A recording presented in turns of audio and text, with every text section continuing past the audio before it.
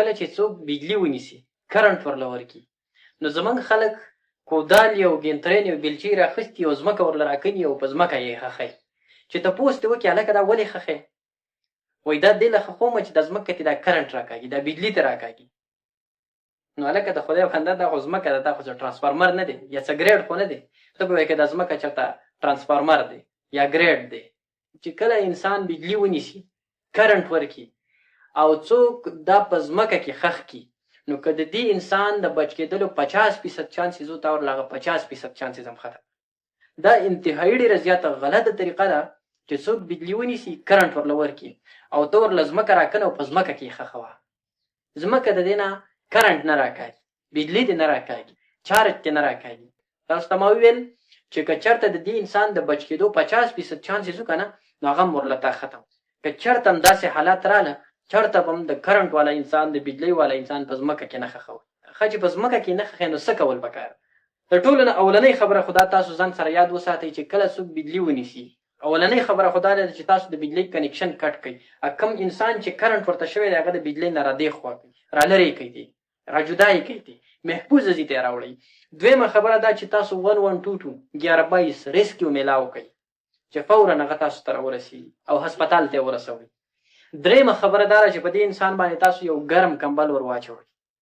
څلورمه خبره دا ده اکثر زموږ خلک یو غلطي کوي په داسې وخت کې ورله اوبه ورکوي یو جوس ورله ورکوي یو شی بل شی ورکوي په دې وخت کې به تاسو دې انسان له اوبه او جوس دا څیزونه نه ورکوئ ځکه چې د هغه ټول وجود دننه جمپ دی هر څه کار پرېښی معدې هم خپل کار پرېښی دی که تاسو جوس ورکوئ اوبه ورکوئ یا نور داسې د خوراک او د څښاک څیزونه ورکوئ نو د هغه معده دا نشي هضم کولی هغه به په دې باندې الټۍ کوي نو په دې انسان کې چې دننه کومه انرژي ده نو تاسو به هغه هم د الټو په زور باندې ته بهر راوباسئ نو د خوراک یا د څښاک دپاره اوبه جوس دا څیزونه به تاسو نه ورکوئ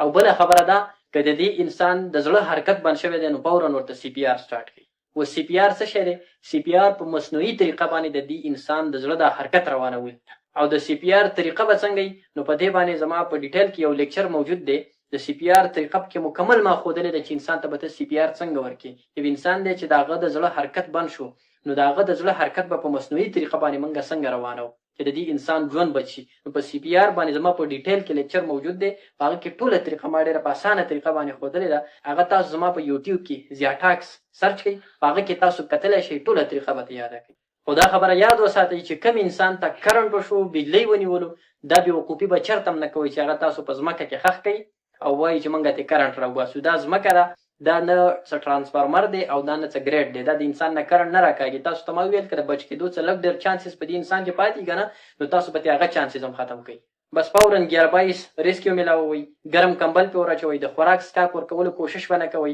هسپتال ته فورا رسوئ او سی پی آر ورته سټارټ کوئ